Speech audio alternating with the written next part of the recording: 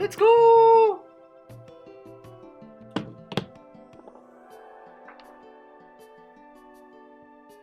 Hola a todos, ¿qué tal? Bienvenidos.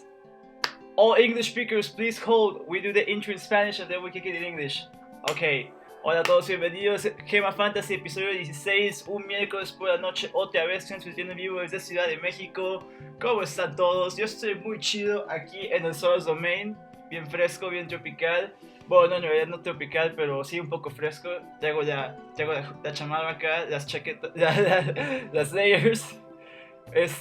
Vale, bueno, el día de hoy tengo algo muy lindo para ustedes. Mi segundo invitado directo desde Twitch TV, el sitio que hostea este stream, a Atrioc. Hoy aquí voy a tener un chico de Twitch acá, Atrioc. La gente que topa Melee, la gente que topa Smash en general, obviamente lo va a saber quién es. O en general, si sabes de Twitch, si estás metido y sabes quiénes están trabajando ahí, obviamente vas a saber qué pedo. Pero Atrioc es un chico muy buena onda, ahí está, luego lo pueden ver en Twitch Weekly. Vino recientemente a México por vacaciones, estuvo ahí en Playa del Carmen, en Yucatán, entonces ahí puedo jugar un poco de melee con la banda de allá, le puedo hacer el conecte para que lo armara y ya le dije, oye, pues cuando te gustaría estar acá para que la gente pueda así saber cómo está tu vida por México. Y pues ya, le voy a marcar y vamos a hablar con él, lo cual voy a empezar a hacer justo ahora. Vamos a marcarle. Mientras tanto voy a cambiar ahora a inglés. Banda, chequenlo, les va a gustar. Muchos buenos tips sobre cómo crecer comunidades, historias así, vaya a poder crecer media en México, Smash en general, y que suba todo esto. Así que vamos a divertirnos. Marcándole. Ya saben que está grabado como siempre. Hello everybody, welcome to the GEMA Fantasy, the GEMA's podcast. We're gonna have a good time today talking with Atrioc, who I'm calling right now. Hey Atrioc, what's up? What's up, Pablo? Thanks a lot for being here, man. Welcome to LG Fantasy, our podcast here in La GEMA in Mexico. How are you doing, man? I am doing good, man. Thanks for having me on. Appreciate it. Yeah, man. I really appreciate having the time to talk with you because, well, we haven't really met each other per se, but you know how the internet is a wonderful place. So I just want to give a brief narration of how it went down, how we met, and how we got this together. All right? Absolutely. Okay, Yeah. so you were, well, first of all, you're a guy that works at Twitch, right? Yes, I work in the marketing department of Twitch. I host a show called Twitch Weekly, and I handle all of our general advertising and promotion around big events. That sounds pretty dope. That sounds like a really nice, but sometimes laborious job, I imagine. Yeah, I would say that's right. That's pretty correct assessment. Yeah, but I mean, getting to work at Twitch must sound like a pretty nice chance, so I think you must enjoy it, right? I love it. It's like my dream job, man. I imagine, man. But also, with all jobs, there's sometimes that wants to take a break, so you went on vacation, right? Yeah, absolutely. I went on vacation to the Yucatan with my girlfriend. She's Mexican. She grew up in Mexico. Oh, that's interesting. And she really wanted to go out there. We saw her family for a bit, and then just went to a resort and had a great time. Okay. Yeah. All right. So you guys went to Yucatan, and you were there, and I saw you because I follow you on Twitter. I saw you were there, and I messaged you, hey, how's it going? You wanna play some Smash? And then we talked, and everything got hooked up, and you got to play Smash over there, right? I mean, that's the general gist of it. I think that was so dope of you to reach out like that, because I would not have known. Oh, you wouldn't have known? Okay. It was only because I forgot what I replied to Crimson Blur or something with a little thing about being in the Yucatan. Yeah. And you picked up on that and replied. I was not going to post anything about being out there. I mean, it worked out so well. I think it was pretty lucky. Well, you know how everything seems to line up in the end. That's pretty fun. I'm also glad I got the chance to pick that up because I think I was reading Crimson Blur's Twitter feed because he was talking about the Big Sean record that came out back then. Yes, yeah, that's what it was. Yeah. So Crimson Blur's the biggest Big Sean fan in the world. That's fun to know. I wouldn't have imagined that. No, he is. He's like a gigantic fan. Well, you know how there's that cross relation between Smash and hip hop with all the tracks that come out, especially in summer season. Yeah. Okay, so you went there. We talked. I hooked you up, and you got the chance to play with people while over there in Yucatan, right? Yeah, you hooked me up with the Facebook group. I reached out. Yeah. Everyone was very, very nice. Even though we had a bit of a language barrier, my Spanish is so bad. I'm trying to get my girlfriend to teach me, but You know, I'm terrible at it. So Okay. Brief parentheses. Tell me, from all the Spanish you know so far, what's like your favorite phrase or saying that you picked up on? Go ahead, man. Do it. Tíralo. pinche cabrón or something. A huevo, a huevo. A huevo. Do you know a huevo? Yeah, it's like balls, right? Yeah. No, but huevo with an A before it. A huevo. What does that mean? That's like yeah or like a hell yeah. Okay. Yeah. A huevo. A huevo. Okay, so you got to play. Let me know. You play melee. Well, people in the melee scene know because they see you on the Scar and Toph show. They see you at the bands. They see you at tournaments. Yeah, but you get to play a lot of Smash in the United States. But now you come to Mexico, different environment, different playing style. Did you pick up something different? Do let me know about that. Yeah, I gotta say, I'm trying to remember everyone's name that I played out there because they were all super nice. Yeah. The guy I remember the most, and I don't know his actual tag, but I know his real name was Jorge. He was a Fox main. That guy was a blast to play. I mean, he is just super aggressive, in your face, pretty technical. You know, one thing I noticed from just all the games I was playing was that it was aggressive. It was like about a lot of action, just not a lot of like slow-paced stuff. Nobody played like Jigglypuff or Peach. So you got like Spaceys? Yeah, it was all Spaceys, like Falcon, Marth. There was a Luigi. I've heard Luigi is pretty popular in Mexico. I don't know from what I've seen just with like Eddie Mexico. And, kinda, yeah. Well, you know, you got Eddie right there, Eddie Mexico. Yeah, so that's one thing I noticed right away was like there was no Sheiks, not one Sheik, so I felt like I had an advantage in that respect. Okay. I don't know how much Sheik practice they had. Okay, well, we have a couple of Sheiks. One of the best players in the country, Asa, is a Sheik. I know Asa. Yeah, I actually watched some of his games. Yeah. A couple months ago when I was trying to learn. He's really good. Yeah, he's pretty good. He beat Nun. When Nun came to Smash Factor last year, he was the only one of the Golden Saints. That's how they call the top players here in Mexico. Like he was the only one that they managed to beat him. Saints? The Golden Saints. Javi, Twin, Baldo. Okay, I don't know Baldo. Baldo is a Fox. You should pick him up. He has some matches in 4-day. He played against Mango in PAX Arena. Rael, he beat Hungrybox in PAX Arena as well. He's a Falco. Whoa. Yeah. He beat in one game. No, not like the set, but still, Falco beating Hungrybox is crazy. That's incredibly hard. That's awesome. Yeah. So it's a Rael, Baldo, Asa.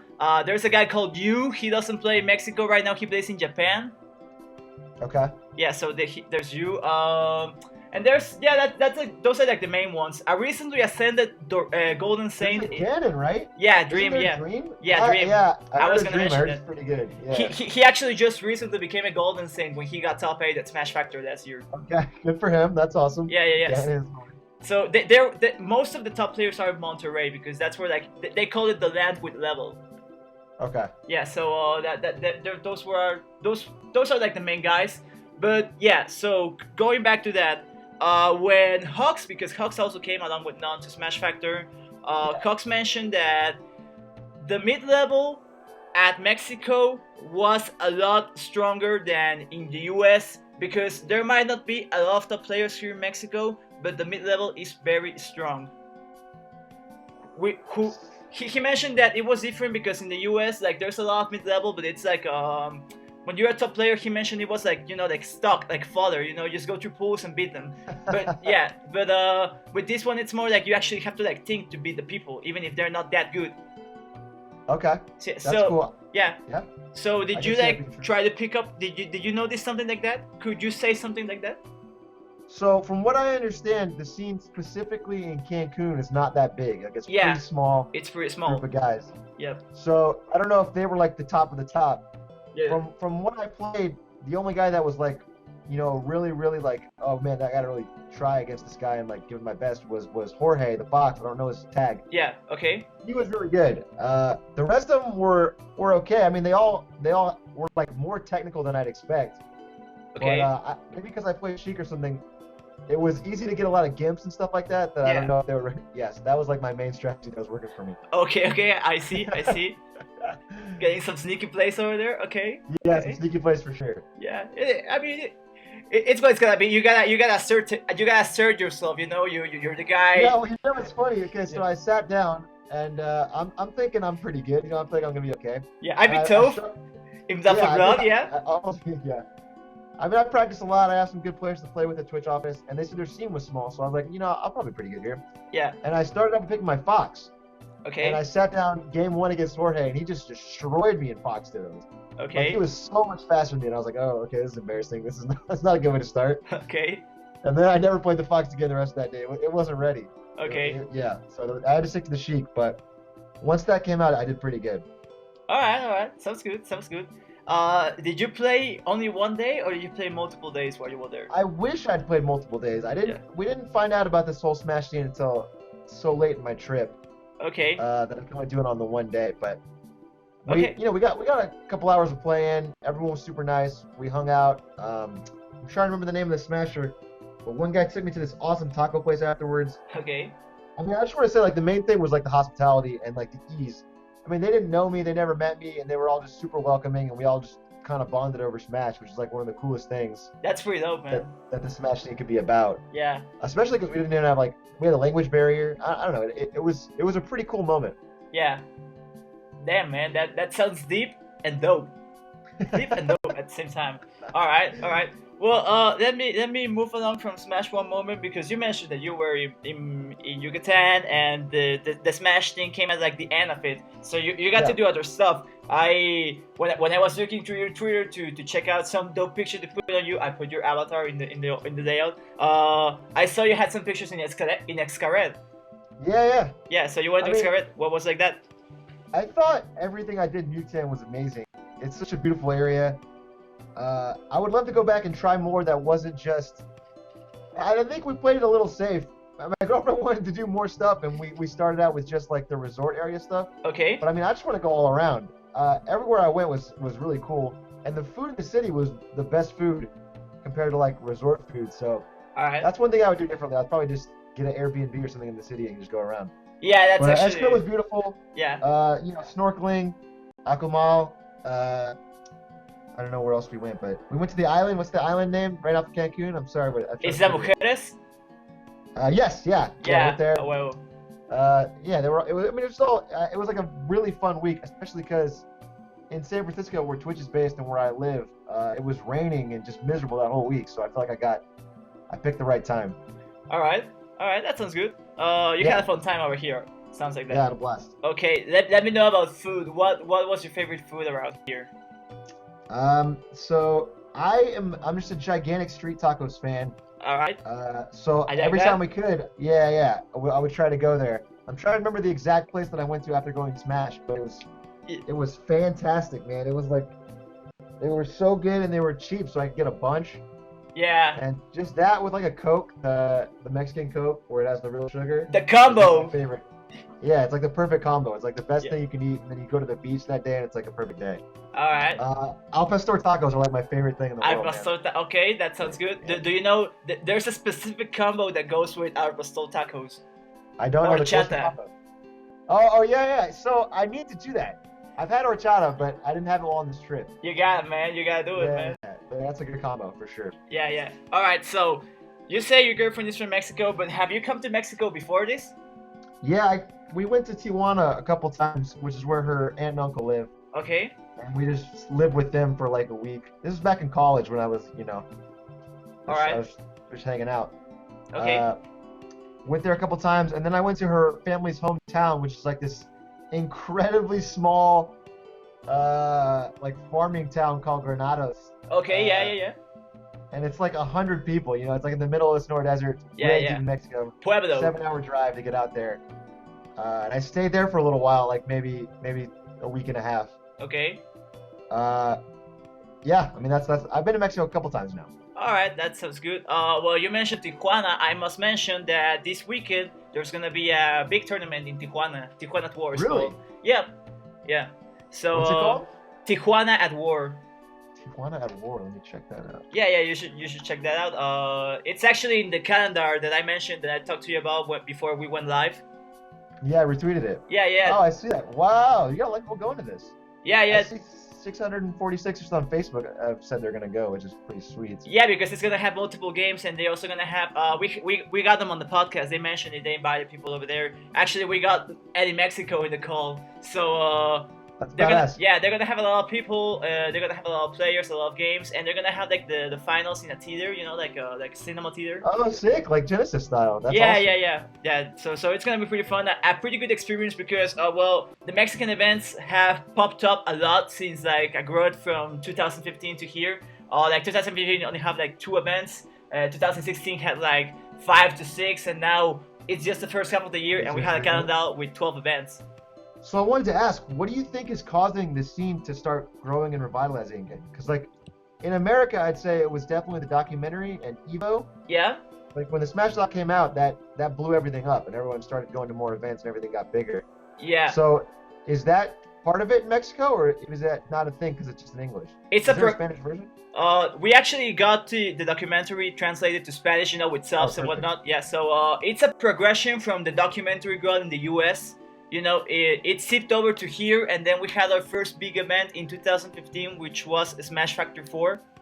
Okay. And Smash Factor 4 was in Puebla. Axe came, Mutaking came, and it was like the first big event where all the people hooked up, and like the first people that wanted to do something for the scene started like going and doing stuff. And then it all grew from there. Then 2016 had Smash Factor 5, which was like a congregation of all of those people that started building up. That was really big. Smash Factor 5 was awesome. Yeah, it was pretty good. It was also like the biggest event back to back from the one that we had in the year before, Smash Factor 4. Okay. So like right now in Latin America in general, Smash is booming, it's growing. We have the annual reports indicating how the growth is going in the different countries. That's on Maledom if you want to check that out. And well, Mexico basically is like the biggest one booming. Maybe because it's got like a more developed scene, maybe because it's not like a different congregation of states like it could go in South America. But yeah, in general, it has the biggest events and the biggest amount of people playing right now. Cool. Yeah, so that's like basically how it's going right now. It's not booming like it's in the US. I mean, people aren't really getting money right now from that. There's actually problems with people getting money sometimes. You know how it goes sometimes with events, and you know. Oh yeah, no, absolutely. See, I mean, I gotta say I'm not like incredibly old school to Smash. Yeah. I started getting into it when I was at Twitch, but I've been in esports for a while, and like from the early days of like StarCraft and League of Legends, stuff like that, which is where I used to work before Twitch, was like everyone's trying to find ways to make any money they can off it, because it's really it's a grind, it's a hustle to try and get that going. It is a hustle, and that's what it's basically going down over here. Like the bands are coming up, the people involved in them are coming up. It's basically right now trying to make more stuff happen and promote that to the people outside, so they want to come and have a good time over here and help us grow, and so the players to make some money actually playing video games, you know? Yeah. Yeah, but that's the dream. Yeah. That's the goal. That's the dream. Yeah. I think we all love that. That's why esports has a cool thing. It's like seeing people that are good at games be able to make a living off it is like the whole point. And like it's why I do what I do at Twitch, and that's why like we're all in this thing. So I think it's really cool. Yeah, I agree 100%. So that's basically what's going down over here. It's growing, certainly. It just needs more structure, more promotion, so more people have their eyes on it, and they like Mexican Smash, they want to see it and they want to enjoy it like it happens in the EU or like it would happen in Japan. But let me tell you an insider secret about the Smash scene here in Mexico. Please. You see, I really enjoy it because you know how Mexico has football, soccer, right? Here it's like a big thing, right? Well, I never really understood soccer until I really started getting into esports and Smash and see the similarities between that. And it's so evident in Mexican Smash, because it's like you went to go watch a football match. It's the aggressiveness, the hype, the salt, the curse words. Not necessarily, but you know, there's a lot of emotion going into it. But at the same time, there's a lot of hospitality, a lot of respect. Because it's a rivalry, it's a struggle, it's a fight, and all people enjoy it. But at the same time, they also respect each other and you know, friend themselves because they enjoy the same thing. Amen, man. It makes me so mad when people say esports aren't sports, or they're not even close. Everything about sport that I love, like I love basketball, for example. Okay. Everything that I like about it is there in esports. Yeah. People have to practice, they have to put their life into like getting better. There's the drama, there's like the human element, there's rivalries. Yep. There's like salt. There's like people can choke. There's pressure. That's right. Everything that like makes sports exciting to watch is there in esports. There's no difference. Yep. And it takes just as much practice and dedication to get good. So there's no, to me, it's like esports should be given the same recognition. They should and I think be. they are. They're starting to grow. Like every year, esports grows so much. Yeah, it's becoming more and more evident with the passing of time. Right now, I mean, when you look at how it was like a year or two ago, but and some more time back, it's definitely more evident that this thing is real. You know what they say, esports is real. Oh, especially, yeah. Yeah. I mean, if you look like, I feel like when I started esports was like around 2007, and I really started doing work in 2009. Like compared then to now, it's like not like there's $1 million tournaments and people are getting flown out, and none of that stuff existed. So I can just see it getting bigger and bigger. And as the kids of today grow up and like are you just used to it, it's gonna be gigantic by the time Yeah, I mean, 10 years down the road. That's what it is at the end. It's all for the kids, man. Yeah, for sure. Yeah, it's so. Now let me mention. Well, just to end it, the moment I realized that esports are actually the same thing as sports is when I realized that cheering for Mango is like if you were cheering for Cristiano Ronaldo or Chicharito or Messi or something like that. Absolutely. Yeah, that's like the way you can see how it's the same thing at the end. Have you seen the video of Genesis, the most recent one, where the crowd reactions when he beats Leffen? Oh yes. Yes, what's the difference between that and real sport? There's none. Like people are excited, they're cheering, they're hugging, they want him to win. Like, that's a perfect example of how this is exactly what a sport is. So let me put it out in layman terms for all the people watching. Shit is real. Yeah. Yes, yeah. Shit is real. Yeah, it is, man. So now here in Mexico, we're trying to make that even real, even more legit. And you see the calendar, you see the events. So tell me, Atrioc, you see all of those finely crafted events coming up in all of the parts of the country. You got some in Tijuana, you got some in the north of the country. So I know you got the connector. So do let me know. Are you interested in coming? Does something catch your eye? I'm interested in coming to all of them, but if I had to think about which one I could go to, I mean, probably Smash Factor 6 would be amazing. Well, yeah, it's a go-to event. It's the biggest one in Mexico, so it's like the usual thing in what one should go towards if it's a foreigner coming to Mexico for a Smash event. Yeah, and I mean, if you're gonna make a big travel out of it, like if you want to make it, a whole event, and you have to like, get the flight and everything. Yeah. You want to go to the big one, so Smash Factor 6 is probably the best one. Yeah. But if you're in the area for any of them, I mean, and you're a Smasher, I would. One of the coolest parts about getting into Smash and becoming part of the Smash scene is like everywhere I've gone, there's Smashers that I can meet, and we already have an instant like common bond. We're already like we're friends right away because we both like Smash. Yeah. It happened in Canada. It happened in Europe when I was there for DreamHack. Yeah.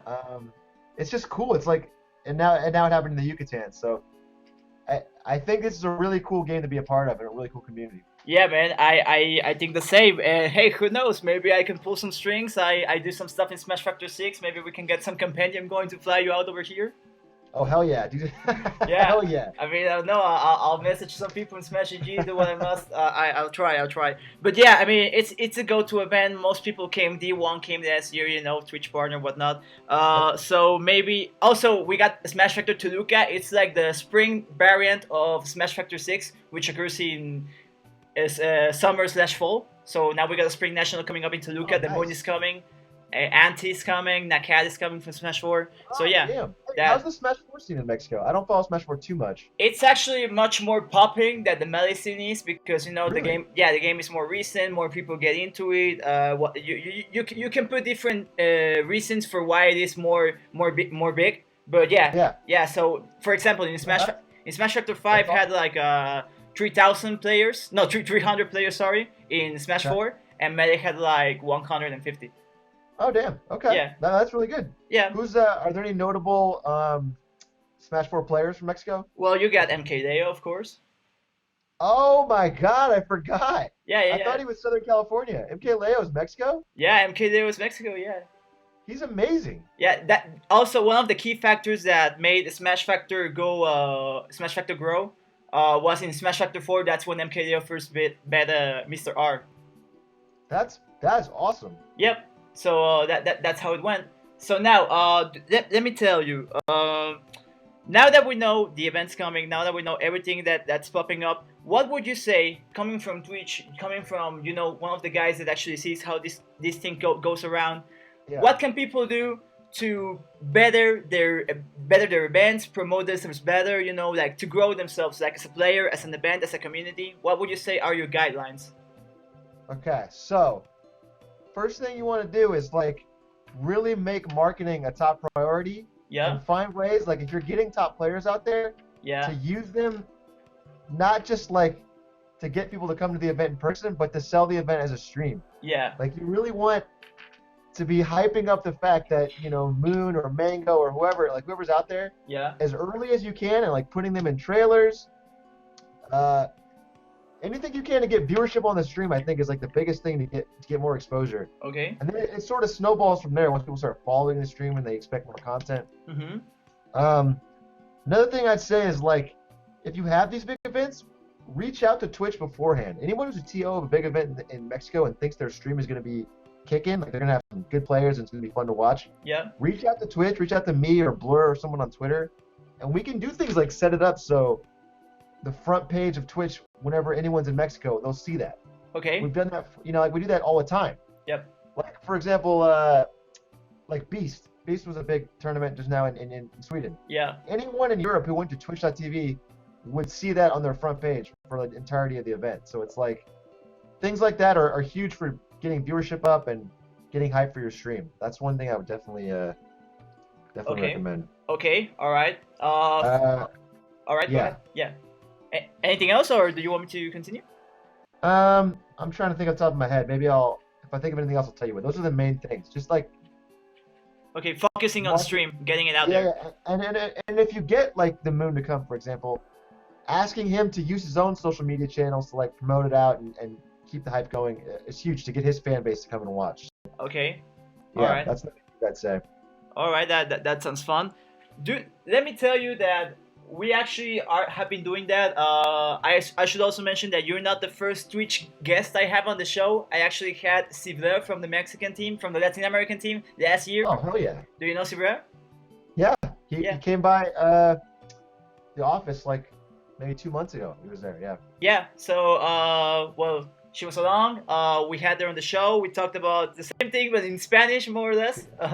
So, besides that, I also sometimes talk with the team, doing that exactly, or messaging the Latin American team about, hey, can we get this stream on the front page or whatnot? And it's actually pretty good because it does raise viewership.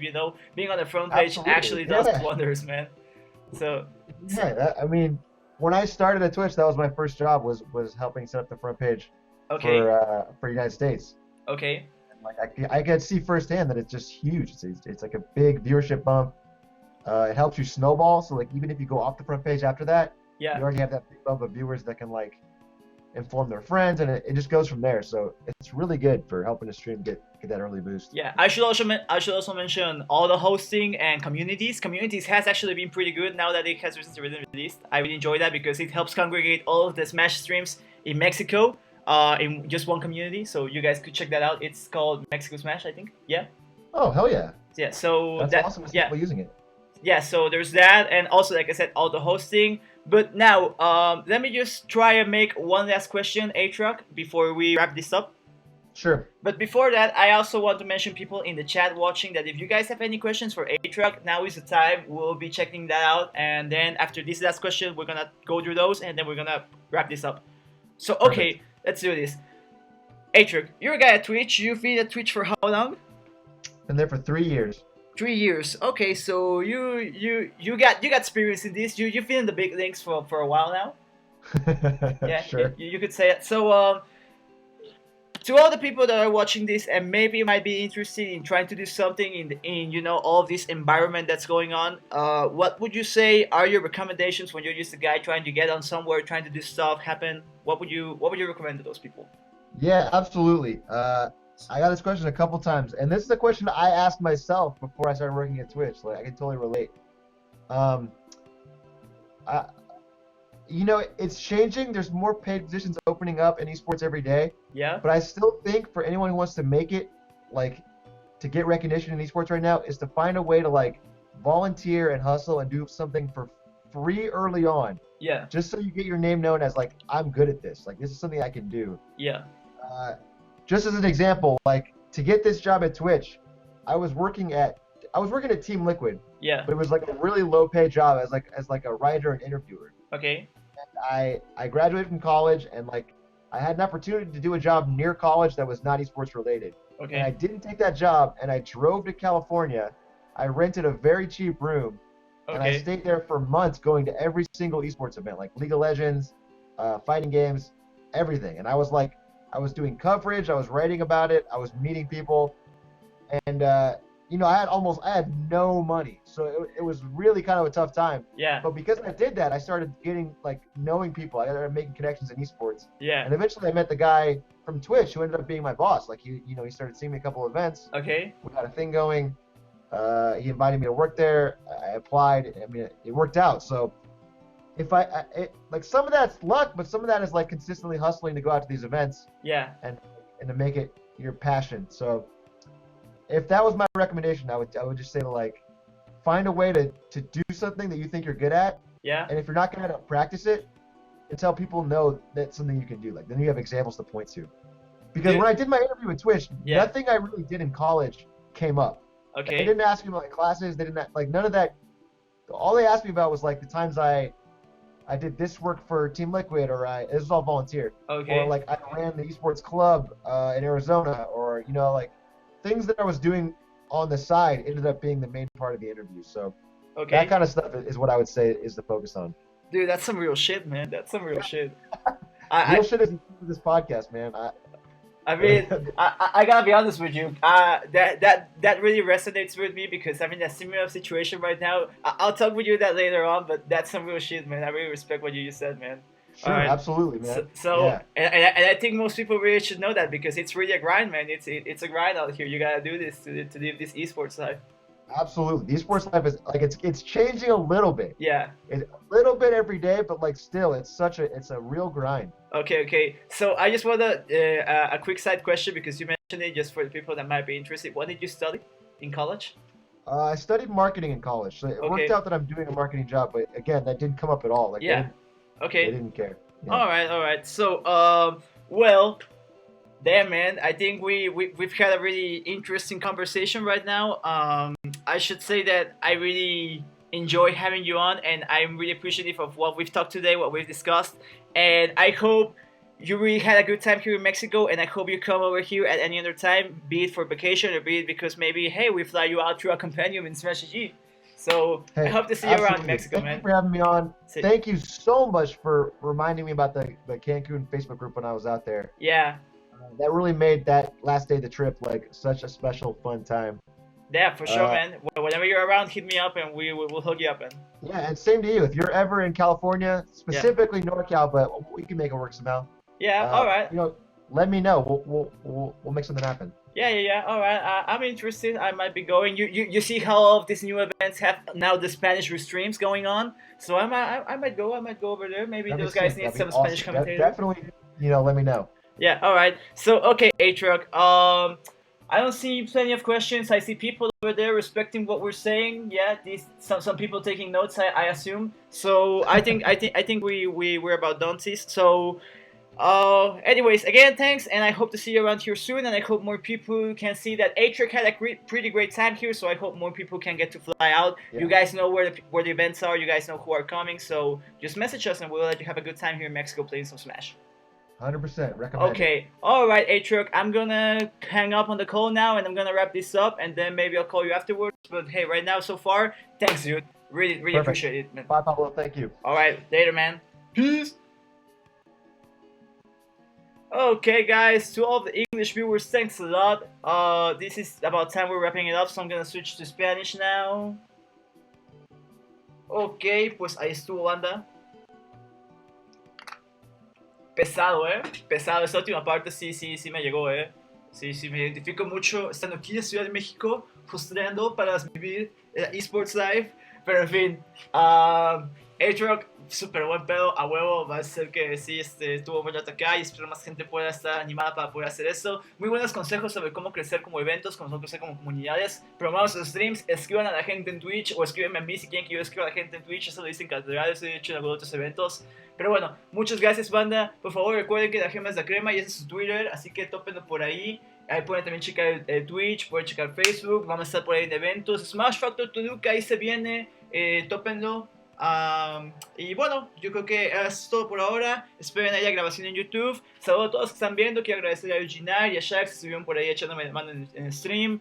A Dide Dara, más que tabaco. Tenías que venir hoy a vetar. Bueno, a ver si vienen después, a ver qué pedo. Creo que hay Sao este fin aquí en Ciudad de México. También hay algo de Halo este fin aquí en Ciudad de México. Está Argy en el CIS dando una plática. Están cosas pasando en el mundo, man. Acabo de terminar de Young Pope. Es el final ahora. Creo que ya. Creo que ya. Camarada. Peace.